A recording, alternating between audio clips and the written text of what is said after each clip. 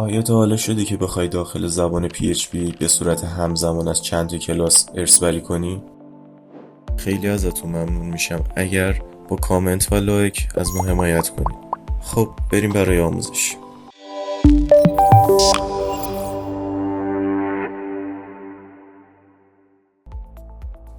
برای انجام این کار ما نیاز به استفاده از نخ‌ها خواهیم داشت.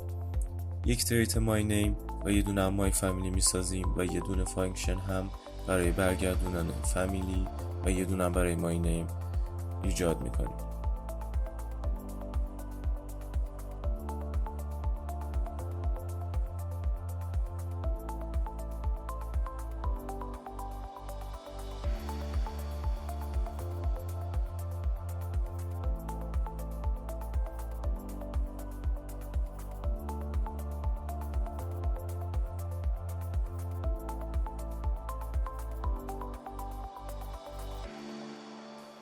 حالا باید یک کلاس فول نیم ایجاد کنیم تا بتونیم داخل این کلاس متدهای هر دوتا را برگردونیم.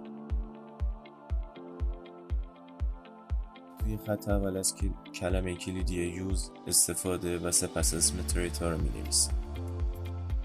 در واقع انگار که ما داریم از دو کلاس مای نیم و مای فامیلی یک شی رو می سازیم که این شی از هر دو والد ارث میبره و با استفاده از همین روش ساده میشه از چندین متد داخل زبان PHP یه دونه شی رو ساخت و این شی از هر دو تا ارث بری میکنه. موفق باشید.